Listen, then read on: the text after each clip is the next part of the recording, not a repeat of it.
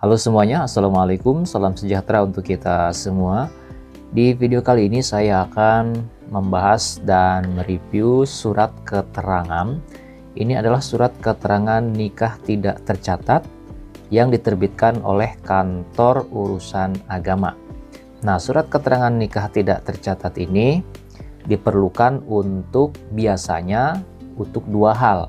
Yang pertama, untuk mengurus permohonan isbat nikah ke pengadilan agama. Yang kedua, diperuntukkan untuk mengurus akta cerai di pengadilan agama. Nah, kita review dulu ya surat keterangan nikah tidak tercatat ini, redaksinya seperti apa, isinya menerangkan tentang apa.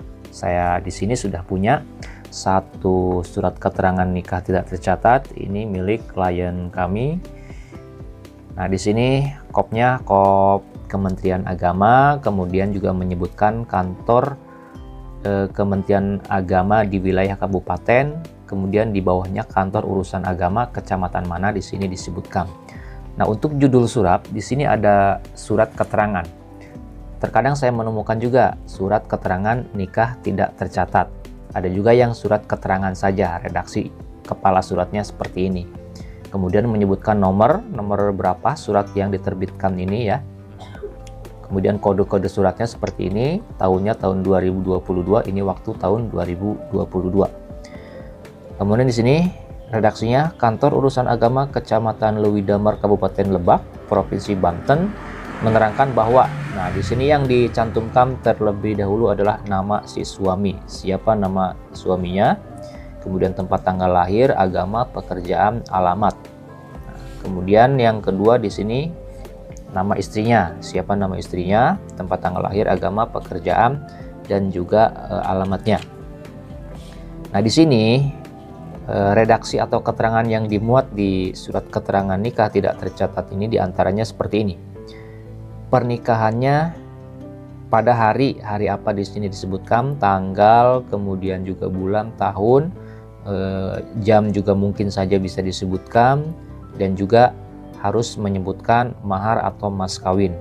Ya, misalkan berapa. Kemudian bertempat di mana tuh akad nikahnya atau ijab kabulnya ya. Di nama daerahnya atau mungkin di rumahnya, rumah siapa. Ini biasanya disebutkan di sini. Terus redaksi selanjutnya di sini, setelah kami melakukan penelitian dan pemeriksaan bahwa orang tersebut di atas tidak terdaftar dan tidak tercatat pernikahannya di Kantor Urusan Agama dalam kurung KUA yang kami pimpin hingga dikeluarkannya surat keterangan ini. Jadi di sini redaksi yang paling pentingnya di sini menyebutkan bahwasanya antara si suami dan si istri ini sudah menikah, namun pernikahannya tersebut tidak terdaftar dan tidak tercatat ya di Kantor Urusan Agama. Redaksi selanjutnya, surat keterangan ini diberikan untuk keperluan. Nah, di sini ya karena klien kami ini untuk mengurus akta cerai, ini biasanya di sini disebutkan mengurus akta cerai. Tapi kalau untuk mengurus isbat nikah saja, biasanya di sini juga disebut redaksinya mengurus permohonan isbat nikah. Nah, itu ya. Kemudian di bawahnya di sini ada tanggal dikeluarkan atau ditandatangani oleh pejabat KUA, biasanya oleh Kepala Kantor Urusan Agama. Nah, ini ya teman-teman.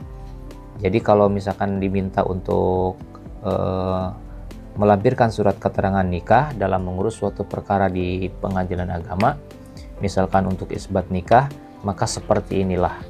Seperti inilah kurang lebih bentuk surat keterangan nikah tidak tercatat. Karena biasanya kalau untuk pernikahan yang dilakukan, mungkin masyarakat menyebutnya nikah siri, atau secara administratif itu nikah yang tidak tercatat. Nah, itu tidak bisa memperoleh atau memiliki buku nikah. Kalau misalkan menginginkan untuk bisa memiliki buku nikah, maka pernikahan yang tidak tercatatnya tersebut harus terlebih dahulu disahkan dengan cara mengajukan permohonan isbat nikah ke pengadilan agama. Nah, syarat yang utamanya tersebut adalah ini, surat keterangan nikah tidak tercatat dari kantor urusan agama. Dan biasanya untuk meminta surat keterangan nikah tidak tercatat ini, si pemohon ya datang ke kantor urusan agama di wilayah nikahnya berlangsung yang belum tercatat tersebut, biasanya diminta melampirkan beberapa persyaratan ya, misalkan fotokopi KTP suami istri, kemudian kartu keluarga kalau sudah punya kartu keluarga, kemudian juga surat keterangan suami istri dari RT RW setempat ya, yang menerangkan bahwasanya si A dan si B ini suami istri yang tinggal di wilayah RT RW tersebut. Nah, seperti itu ya. Kemudian juga kalau misalkan mau mengajukan suatu isbat nikah ke pengadilan agama, juga tentu harus disiapkan saksi-saksi yang memadai. Jangan asal-asalan dalam menghadirkan saksi untuk perkara isbat nikah.